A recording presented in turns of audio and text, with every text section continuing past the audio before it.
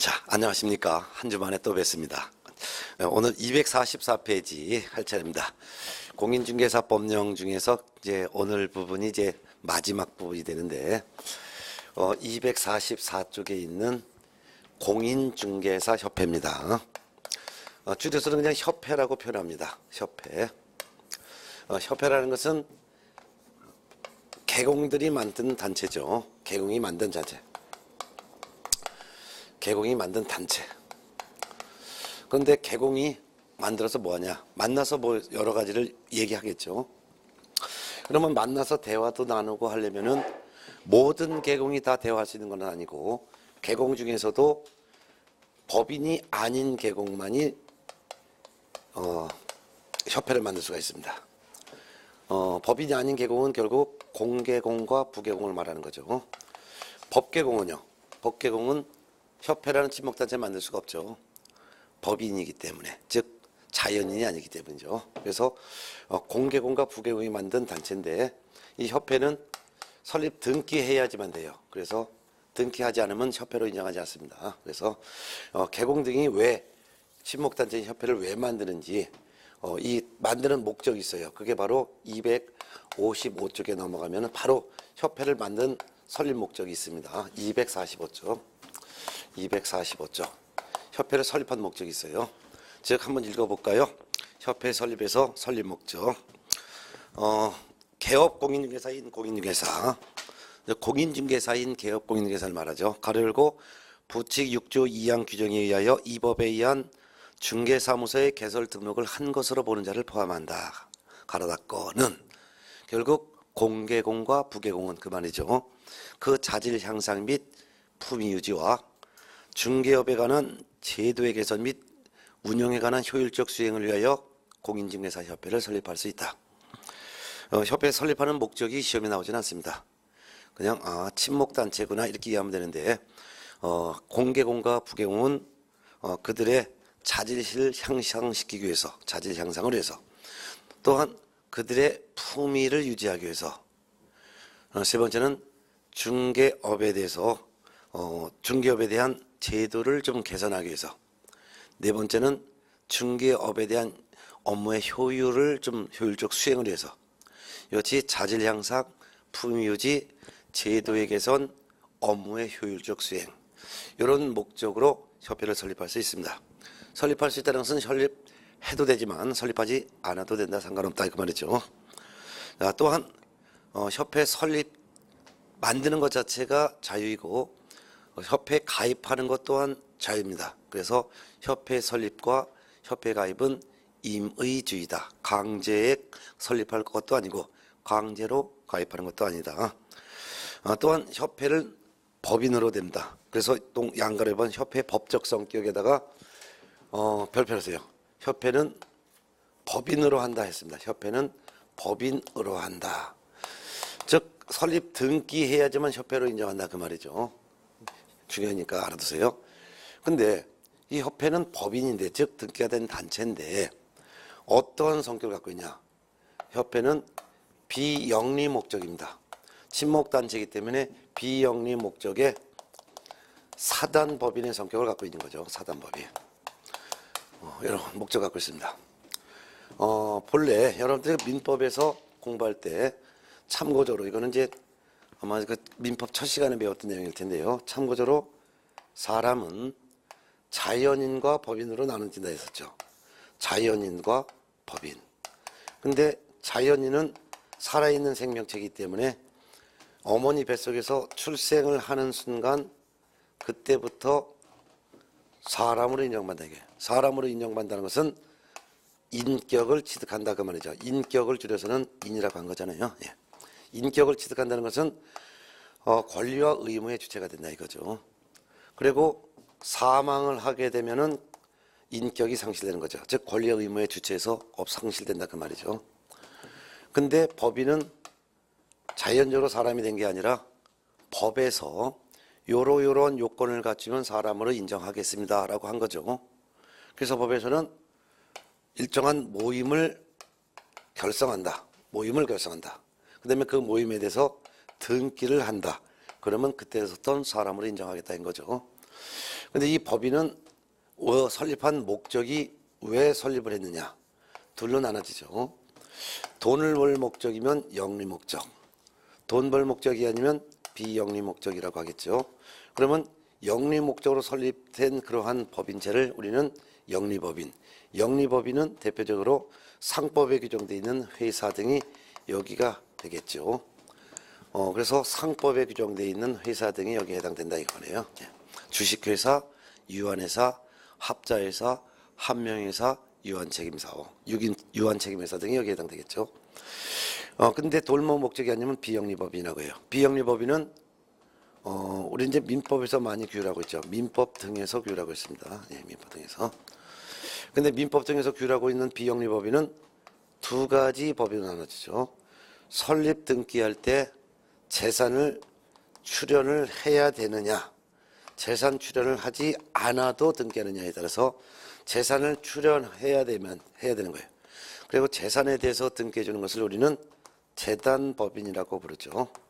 근데 설립 등기할 때 재산을 출연하지 않아도 등기해 주는 것을 우리는 사단법인이라고 하죠.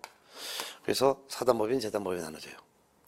그렇다면 협회는 법인인데 비영리 목적이니까 역시 비영리 목적이니까 사단법인의 성격을 갖고 있는 거죠. 비영리 목적이면서 사단법인의 성격을 갖고 있는 거죠.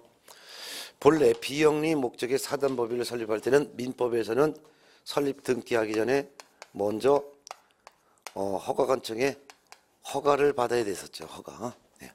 그래서 허가증이 있어야지만 설립 등기를 할 수 있는 게 민법 이론이에요. 그렇지만 협회는 그렇지 않습니다. 협회는 비영리 목적의 사단법인인데 설립 등기하기 전에 먼저 인가를 받아야지만 설립 등기할 수 있도록 하기 때문에 인가주의를 취하고 있는 것이 민법과 차이점이죠. 그렇기 때문에 시험이 항상 내는 게 요거예요. 그래서 민법과 좀 다르다라는 거. 예. 자, 그다음에 이제 협회가 설립되는 절차를 보도록 하겠습니다. 협회는 등기가 되어야지만 협회가 되는 건데 협회가 설립되는 과정, 그 협회 설립 절차는 총 4단계의 과정을 거칩니다. 그럼 협회는 어떤 단계를 거쳐서 협회가 설립되는지 그 절차가 시험에 아주 잘 나오니까 별표 해놓으시기 바랍니다. 한번 읽어볼까요? 협회 설립 절차 별표 해놓으시고, 협회는 회원 300 이상이 발기되어 정관을 작성하고 그 다음에 창립총회의 의결을 거친 후 국토교통부 장관의 인가를 받아 주된 사무소 소재지에서 설립 등기함으로써 성립한다.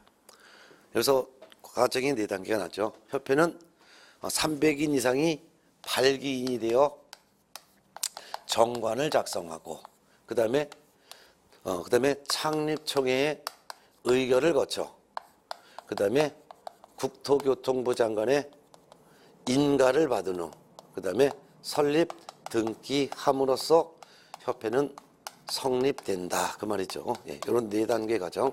그래서 협회는 설립 등기함으로써 협회가 성립된다 이거죠. 예, 협회는 법인이기 때문이죠.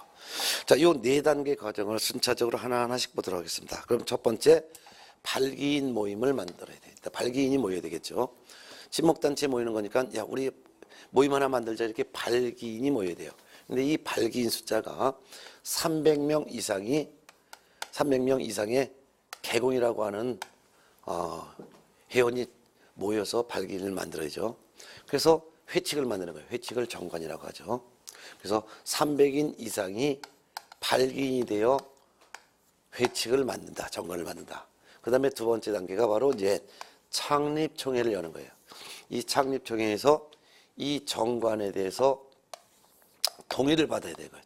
정관에 대한 동의를 창립총회 의결을 거친다는 거죠. 그래서 창립총회 의결에서 정관을 동의하는데 창립총회에 총 600인 이상이 모여야 돼요. 600인 이상이 개공이 모여야 되는 거예요. 근데 이 600인 이상이 어느 특정 지역에서만 출석하면 안 되겠죠. 그러면은 만약 서울에 있는 개공들만 모였다 하면은 이 협회는 전국적인 모임이 되지 않고 서울에 있는 개공의 모임으로 국한될 수밖에 없단 말이에요. 그래서 600 이상이 모이는 창립총회에 서울특별시에서는 100인 이상이 모여야 되고 그 다음에 서울특별시를 제외한 나머지 광역시와 도와 특별자치도에서는 각각 20명 이상인 회원이 모여야 된다는 거. 숫자는 시험장에 갈 때까지는 외워두셔야 되겠죠. 이건 뭐 매년 시험 나오는 거니까 여러분들 다 알아두셔야 돼요. 그래서 600인 이상이 모여서 이 정관에 대해서 의결을 거쳐야 돼요. 그래서 과반수, 600 이상의 과반수가 이 정관을 찬성한다라는 의결이 있어야죠. 과반수에 동의해요. 그래서 장립청에 출석한 회원의 과반수가 동의해야 되는 거예요. 과반수라는 것은 반수를 초과해야 된다는 거죠. 반수를 초과하는 사람이 이 정관 우리 찬성합니다라는 의결이 거쳐야 된다는 거죠. 그런 다음에 이제 세 번째 단계가 국토교통부 장관에게 가서 설립 인가 신청을 하는 거예요. 설립 인가 신청하면 국토교통부 장관이 인가를 해주죠. 인가해주면 설립 인가증을 줘요. 이 설립 인가증이 있어야지만 등기를 해주니까 설립 인가를 받아서 그 다음에 이제 주된 사무소 소재지에 가서 등기함으로써 협회가 성립되는 것이죠. 이때 주된 사무소는 어느 지역에 두건 제한은 없습니다. 그래서 아무 데서 상관없지만 주된 사무소는 어디에 두건 상관없지만 주된 사무소 소재에 대해서 설립 등기함으로써 협회는 성립한다. 인가 받음으로써 성립한다면 드리고 등기함으로써 성립한다는 거, 이런 네 단계 과정 아주 중요하니까 알아둬야 되겠네요. 자, 넘어갈까요? 그 다음에 이제 협회 조직을 보도록 하겠습니다. 한 장 넘어가서 246페이지 협회 조직. 이 협회 조직은 일단 협회는 주된 사무소는 반드시 있어야 돼요. 주된 사무소가 반드시 있어야 되고, 이 주된 사무소라고 하는 하부 조직이 있는데, 하부 조직이 바로 지부와 지회가 되겠습니다. 지부, 지회. 이렇게 조직이 이렇게 내려간다는 걸 이해해 두셔야 돼요. 근데 이 주된 사무소는 어디에 두건 상관없다 그랬죠. 근데 지부는 특별시에도 둘 수 있고 광역시에도 둘 수 있고 도에도 둘 수 있어요. 물론 주된 사무소는 전국 어디에 두건 제한이 없습니다. 따라서 서울특별시에 만일 주된 사무소를 뒀다. 그리고 하부조직으로 서울시에 또 지부를 또 둘 수 있는 거죠. 그리고 각 광역시마다 지부를 둘 수 있고 도나 특별자치도에도 지부를 둘 수 있습니다. 이와 같이 지부를 꼭 둬야 되는 것은 아니고 지부를 둘 수 있다 해놨어요. 이와 같이 협회는 특별시, 광역시, 도, 특별자치도, 이를 줄여서 우리는 시도라고 하죠. 시도에 지부를 둘 수 있습니다. 둘 수 있다라는 거에다가 숫자에다 동그라미 하시고 별표하세요. 둘 수 있다는 것은 둘 의무는 없다 이거죠. 둬도 되고 두지 않아도 된다는 거예요. 그래서 협회가 지부를 둘 의무가 부과되어 있다면 드리는 거죠. 지부를 둘 의무는 없습니다. 둘 수도 있고 두지 않아도 상관은 없다 그 말이죠.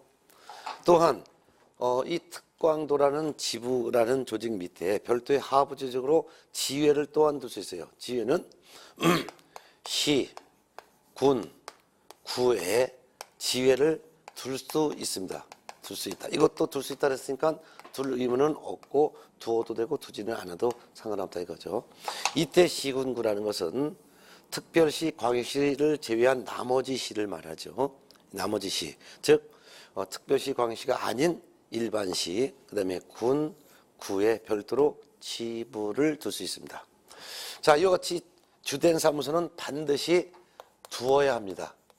두어야 합니다. 그래야지 설립 등기할 수 있으니까. 그렇지만 지부와 지회는 둘 의무는 없고 둘 수도 있고 두지 않아도 된다는 것을 꼭 알아두시고, 그렇지만 협회가 지부를 두었다면, 만일 지부를 설치했다면 설치를 하고 나서 설치했다라고 시도지사에게 신고는 해야 합니다. 에게 신고는 해야 된다는 것도 꼭 알아두죠. 시도지사에게 신고. 그 다음에 지회를 설치했다면 지회를 설치하고 나서 등록관청에다 신고해야 됩니다. 등록관청이란 시장, 군수, 구청장을 말하는 거죠. 여기 신고는 해야 된다는 거 알아둬야 되겠죠. 시험이 아주 잘 나오니까 알아두세요. 네. 그 다음에 이제 3번 총회 의결 내용, 거기도 별표 넣으시기 바랍니다. 협회 조직도 아주 중요하니까 별표 하나. 그 다음에 총회 의결 내용, 이것도 시험에 꼭 나오니까 알아두세요.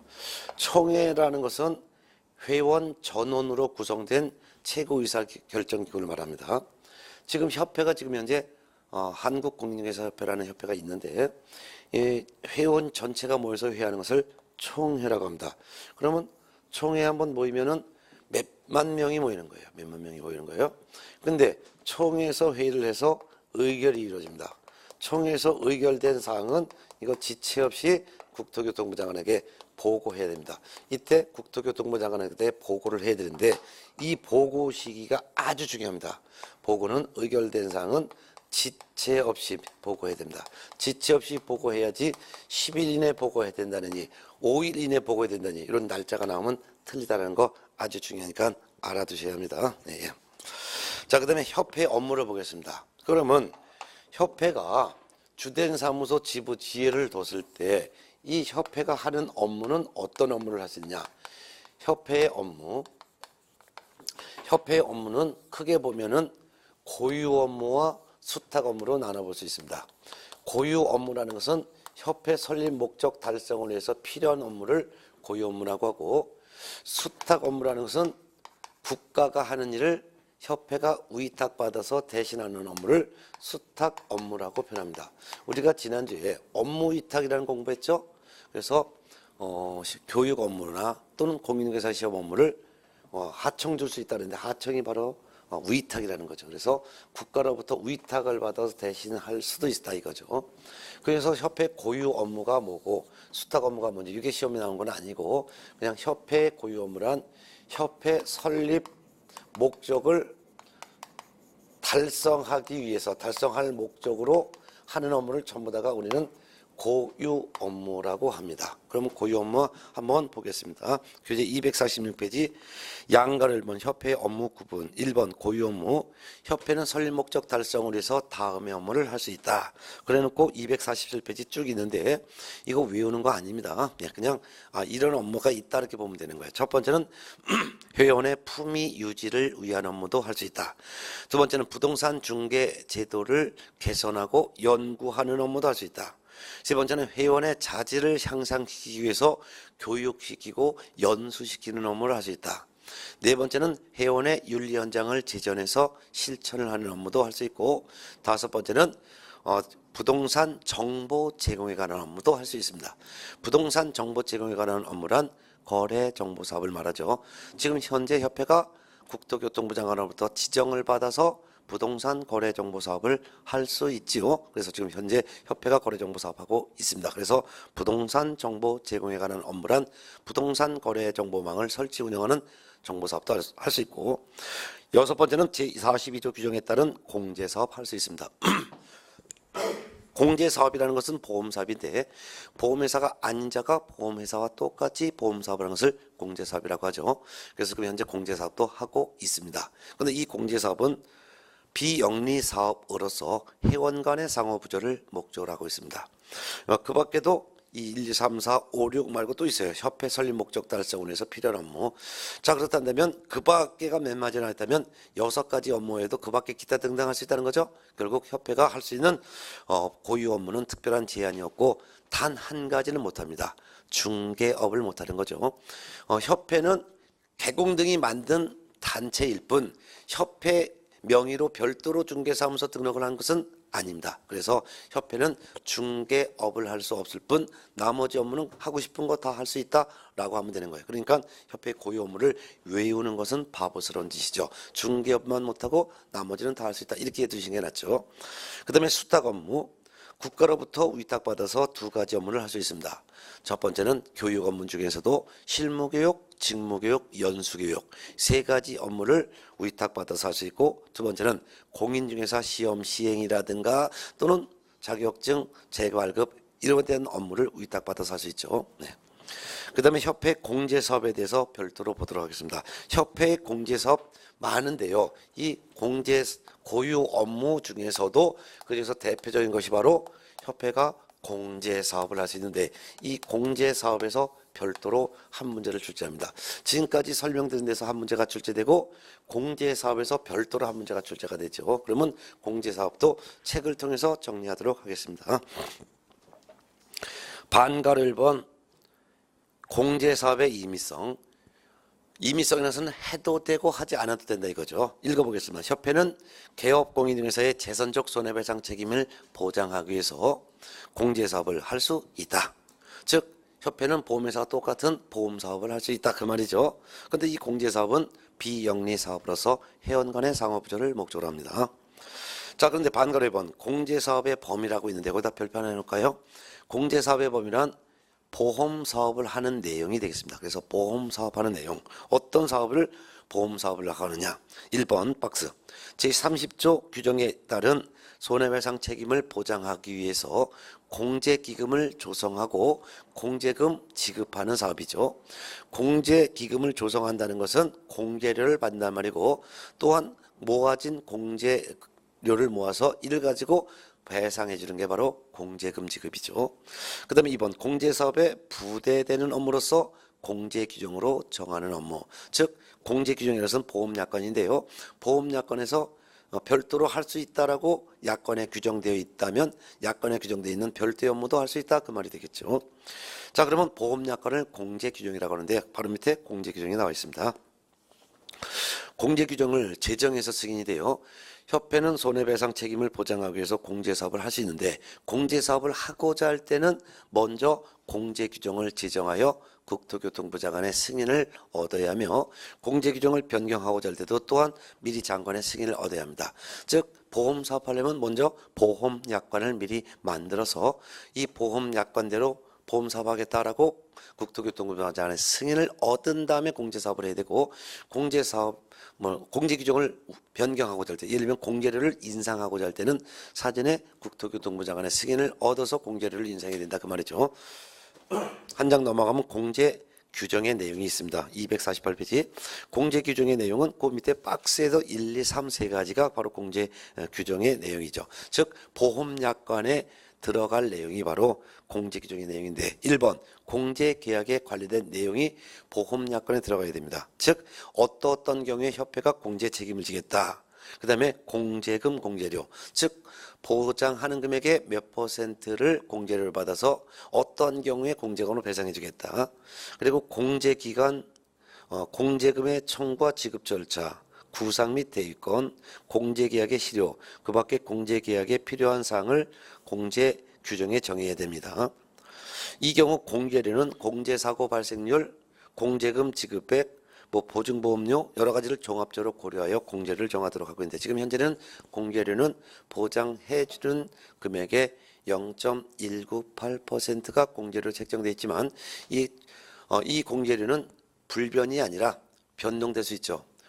전년도에 공제금 지급액이 거의 없다면 공제료를 다운해서 공제를 낮출 수도 있고, 전년도에 개공등이 손해배상을 많이 했기 때문에 공제금이 많이 나갔다면 공제료가 인상될 수도 있기 때문에 공제료는 공제사고 발생률이라든가 서울보증보험회사가 받는 보증보험료 이런 것들을 종합적으로 고려하여 정하도록 되어 있습니다.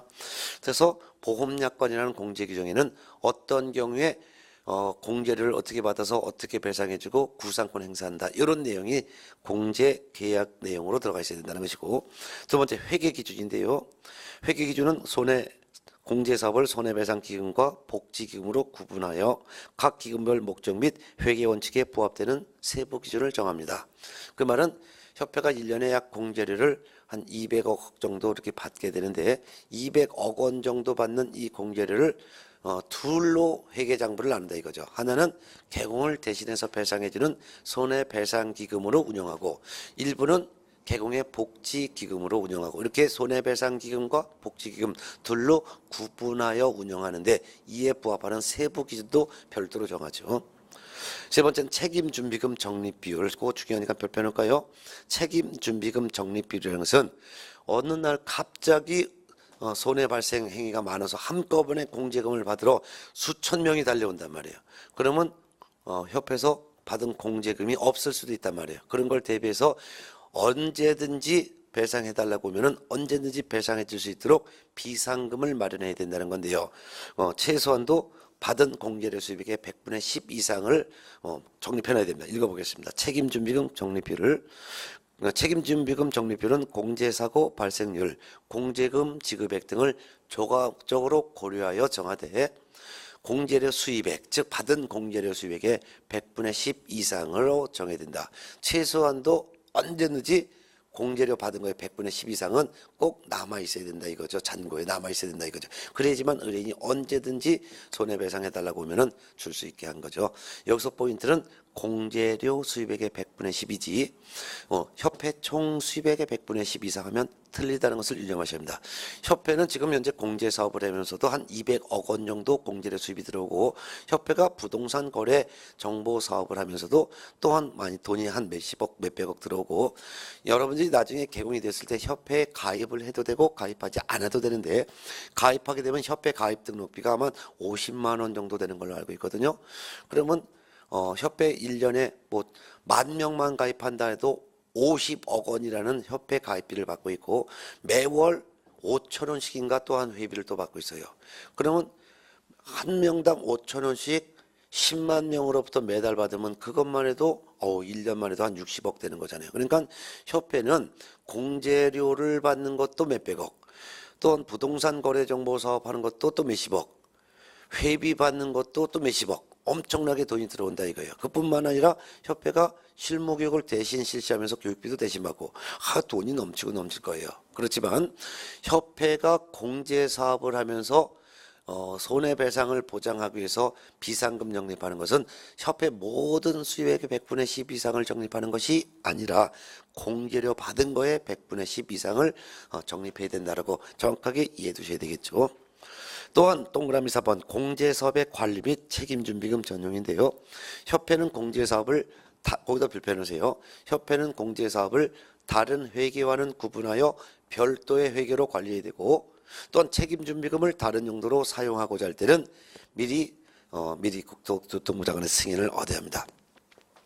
협회가 공제사업을 할 때 다른 회계와는 구분해서 별도 회계로 관리하는 것은 방금 전에도 말씀드렸듯이 협회는 돈 들어오는 창구가 여러 창구가 있죠. 공제료 들어오는 창구, 또는 부동산 거래 정보망을 이용하는 가입비 받는 창구, 또한 교육 대신 시켜갖고 교육비 받는 창구, 그 밖에도 회비 들어오는 창구, 여러 창구가 있어요.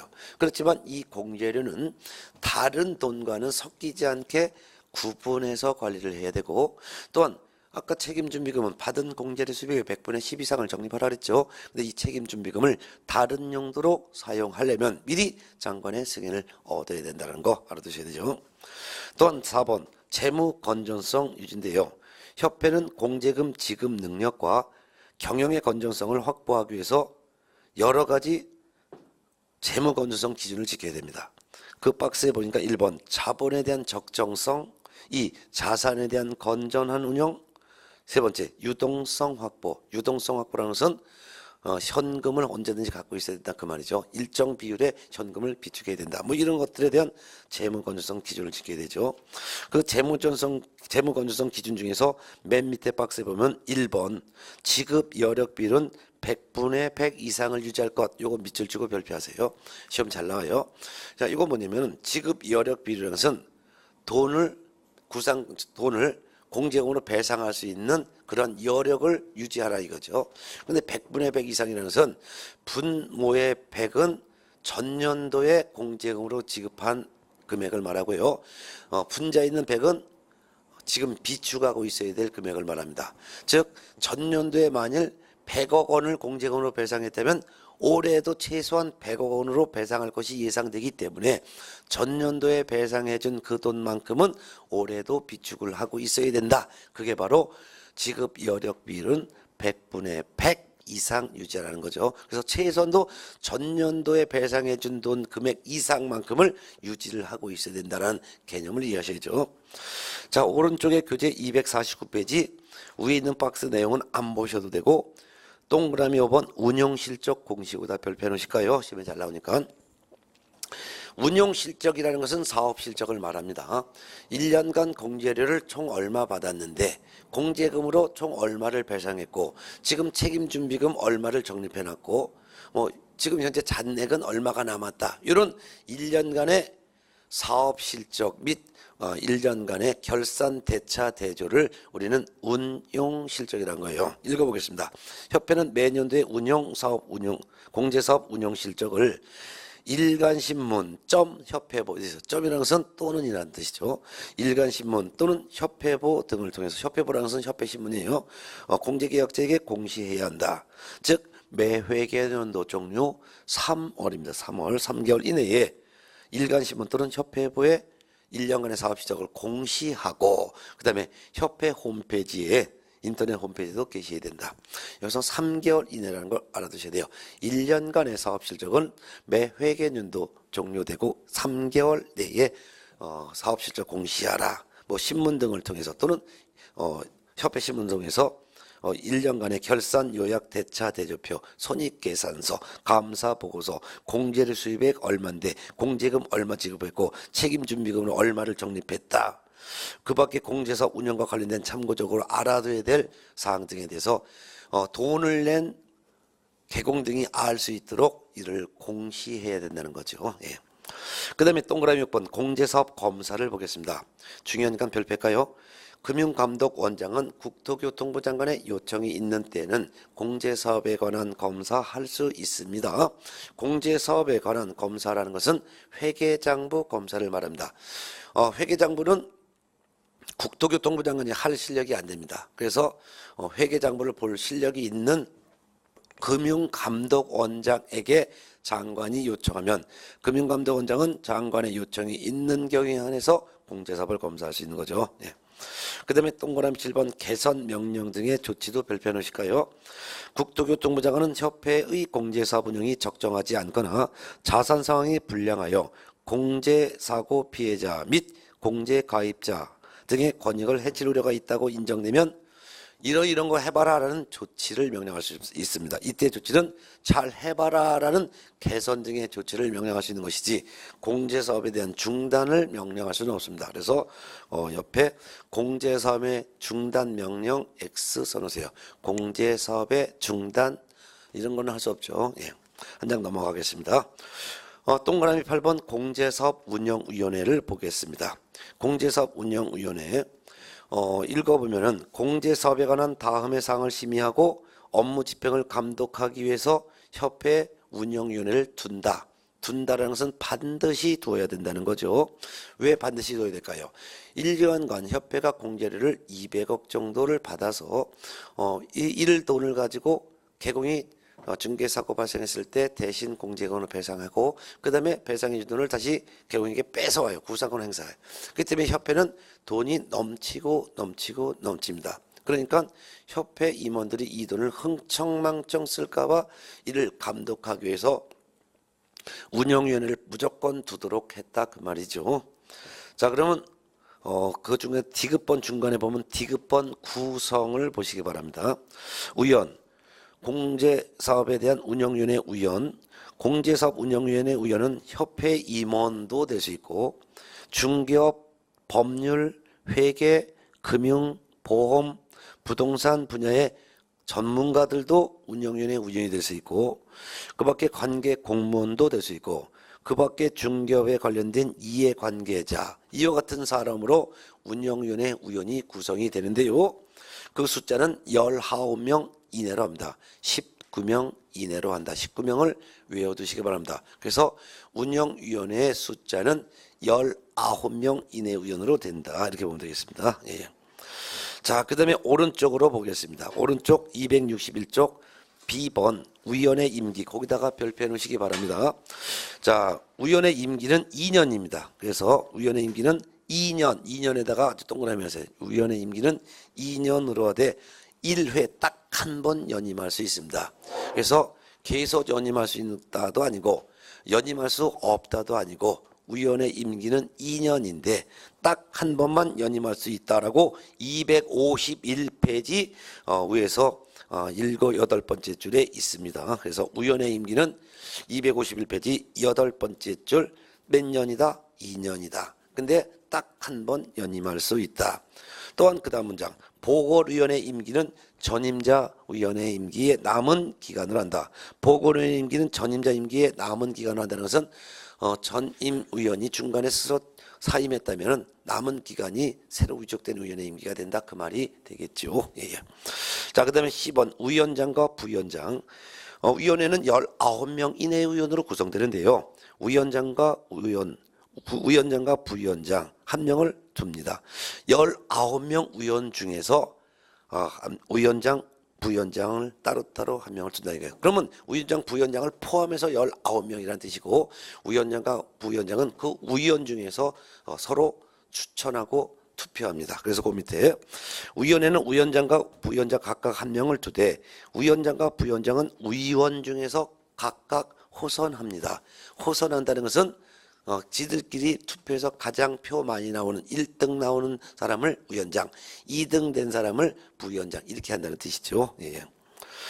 자, 운영위원회의 부위원장은 위원장을 보좌합니다. 위원장은 회의에 소집하고 의장이 되지만 부위원장은 위원장을 보좌하고, 위원장이 부득이한 사유로 직무를 수행할 수 없을 때는 부위원장이 직무를 대행을 한다. 요거를 알아두시기 바랍니다. 그 다음에 리얼번 회의를 보겠습니다. 위원회 회의는 제적위원 과반수의 출석으로 의결하고 출석위원 과반수의 찬성으로 의결합니다. 만일 위원장, 부위원장 합쳐서 전체 의원이 19명이라면 19명의 과반수가 출석을 해야지만 회의가 열립니다. 19명의 반수가 초과된다는 것은 9.5명이 초과해야 된다는 거죠. 결국은 10명이 출석을 해야지만 회의가 열리고, 출석한 사람이 10명이라면 10명의 반 이상, 과반수가 찬성이 돼요. 그러면 10명의 반은 5명, 5명을 초과해야지만 되니까 6명이 찬성해야지만 의결된다, 그 말이 되겠죠. 자, 그 다음에 동그라미 9번에 있는 임원에 대한 제재도 별표하는 두시기 바랍니다. 국토교통부 장관은 협회 임원이, 누가 협회 임원이 다음과 거의 어느 하나에 해당하여 공제사업을 건전하게 운영하지 못할 우려가 있는 경우에는 그 임원에 대해서 징계나 해임을 요구하거나 또는 시정을 할 것을 명령할 수도 있습니다. 위반 행위를 시정하라 라고 명령할 수도 있죠. 그래서 위원에게 그 위원을 징계, 해임, 시정, 명령 등을 할 수 있다. 누가? 국토교통부 장관이 할 수 있다는 것이 아주 중요합니다. 그래서 국토교통부 장관을 박스로 만들어 놓으세요. 이를 시도지사는 또는 등록관청은 또는 금융감독원장은 이렇게 나오면 들려요. 이와 같이 임원이 제대로 일을 하지 않았을 때 그 임원을 징계, 해임, 위반행위, 시정조치 명령 전부 국토교통부 장관이 할 수 있습니다. 한 장 넘어가겠습니다. 협회에 대한 지도 감독 보겠습니다. 감독상 명령관청은 국토교통부 장관입니다. 즉 국토교통부 장관은 협회, 여기서 협회란 협회의 주된 사무소를 말합니다. 협회, 즉 주된 사무소를 말하고, 협회와 그 지부 및 지회에 대하여 필요한 때는, 감독상 필요한 때는 그 업무에 관한 사항을 보고하게 하거나 자료의 제출, 그 밖에 필요한 명령을 할 수가 있습니다. 뿐만 아니라 소속 공무원으로 하여금 협회 사무소에 출입게 하여 필요한 장부나 서류를 조사하고 검사하게 할 수도 있습니다. 특히 양거래번 출입조사하는 공무원은 증표를 지니고 가서 이를 조사받는 상대방에게 내보여야 합니다. 증표라는 것은 공무원 신분증하고 오른쪽 253페이지에 있는 공인중개사 협회 조사검사 증명서, 요 같은 두 가지를 증표라고 합니다. 그래서 조사검사 증명서에는 협회 사무소에 출입하여 조사하는 공무원이 어디에 소속되어 있는 어떤 공무원이다, 언제부터 언제까지 조사하러 왔다, 조사는 지역은 어느 지역이다, 왜 조사하러 왔다, 이런 내용을 기록한 조사검사 증명서와 그 다음에 공무원 신분증, 이 두 가지를 증표라고 하는데, 이를 조사받는 협회 담당자에게 보여줘야 되겠죠. 자, 6번 협회에 대한 제재를 보겠습니다. 협회에 대한 제재는 과태료 제재인데요. 국토교통부 장관은 협회가 다음이 어느 하나에 해당하는 경우에는 500만 원 이하의 과태료를 부과합니다. 1번 감독상 명령 위반한 경우에서 감에다 동그라미, 그 다음에 2번 보니까 시정 명령 등 조치를 위반한 경우에서 시정에서 시자에 동그라미, 그 다음에 3번 운용 실적 공시하지 아니한 경우에서 운용에서 용자에다 동그라미 하면 감시용이 되겠습니다. 즉 업무 보고해봐라, 자료 제출해봐라, 이런 감독상 명령을 받고도 보고하지 않거나 또는 거짓 보고한 경우, 자료 제출하지 않거나 거짓 자료 제출한 경우, 또는 협회 사무소에 출입하여 조사하는 것을 조사 못하게 방해 기피한 경우를 걸어서 우리는 감독상 명령 위반했다고 하죠. 그다음 시정 명령 등 조치를 위반한 경우, 즉 공제사업 운영을 제대로 하지 않는 그 임원에 대해서 이 공제사업을 좀 시정해라, 개선해라, 뭐 이런 조치 명령 이런 거를 따르지 않았을 때 500만 원 이하가 들여. 그다음에 운용 실적이라는 것은 1년간의 사업 실적을 회계연도 종료 후 3개월 이내 공시하지 않았을 때를 말합니다. 그래서 감독상 명령을 위반하여 업무 보고 자료 제출 명령 따르지 않은 경우, 공제사업에 대한 시정 개선 조치 명령 따르지 않은 경우, 운용 실적 즉 사업 실적 3개월 이내 공시하지 않은 경우, 이런 경우가 바로 500만 원 이하의 과태료 부과 사유가 되겠습니다. 자, 그럼 이번 시간에는 협회에 대한 내용을 공부했는데요. 작년에만 한 문제가 나왔어요. 근데 거의 대부분은 2문제 정도가 협회에서 출제돼요. 이 협회 내용은 쉽지만 출제가 상당히 많이 잘 되는 부분이니까 꼭 정리해서 알아두시기 바랍니다. 그러면 협회에 대해서 공부한 거 한번 정리해 볼까요? 자, 협회라는 것은 공개공과 부개공이 만든 친목단체다. 근데 친목단체인데 협회는 법인으로 한다 했어요. 협회는 법인으로 한다. 그러니까 협회는 등기가 되어야지만 협회로 인정한다. 협회는 비영리 목적의 사단법인의 성격을 갖고 있는데, 협회가 성립되는 과정은 4단계 과정이 있다. 첫 번째는 발기인이 모여서 정관 만든다. 회칙을 만든다. 그 말이에요. 정관 회칙. 근데 발기인 숫자는 300명 이상이 일단 모여서 회칙 정관을 만든다. 두 번째는 창립총회 열어야 된다. 이 창립총회에서 600명 이상이 창립총회에 모여야 된다. 그리고 거기서 과반수가 이 정관에 대한 동의를 해야 된다. 이때 600명 안에 서울에 있는 계공은 100명 이상이 모여야 되고, 서울을 제외한 나머지 광역시와 각 도에서는 각각 20명 이상의 계공이 창립총회에 모여야 된다. 세 번째는 국토교통부 장관의 인가를 받는 것이다. 인가지 허가하면 틀리다는 거 유념해야 된다. 네 번째는 설립 등기함으로써 성립한다. 협회는 주된 사무소 밑에 하부 지부를 둘 수 있다. 하부 조직으로서 지부와 지회를 둘 수 있다. 둘 수 있다는 것은 두어도 되고 두지 않아도 된다. 즉 특별시, 광역시, 도지역에, 즉 시도지역에 지부를 둘 수 있고, 시군구 지역에 지회까지 둘 수 있다. 근데 지부를 설치한 때는 설치한 사실을 시도지사에게 신고하고, 지회를 설치했다면 설치한 사실을 등록관청에 신고를 해야 된다. 총회, 회원 전원이 모여서 회의한 총회에 의결된 사항은 지체 없이 국토교통부 장관에게 보고해야 된다. 또한 협회는 협회 설립 목적 달성을 위해서 기본적인 업무도 할 수 있지만 국가로부터 업무를 위탁받아서 교육을 대신 실시하거나 공인중개사 시험 시행도 대신 할 수 있다. 협회 고유 업무 중에서 대표적인 것이 바로 공제사업이다. 협회는 손해배상 책임을 보장하기 위해서 공제사업을 할 수도 있다. 근데 공제사업이라는 것은 어떤 거냐? 2가지가 있다. 첫 번째는 손해배상 책임을 보장하기 위해서 공제기금을 조성을 하는 거다. 공제기금을 조성한다는 것은 공제를 받는 것이다. 그리고 공제료 받아서 이를 공제금으로 배상해 주는 거, 이게 바로 공제사업의 대표적인 범위가 되는 것이다. 범위라서 내용. 그 밖에도 공제사업에 부대되는 업무로서 공제규정에서 별도로 정하는 기타 사업도 할 수 있다. 네.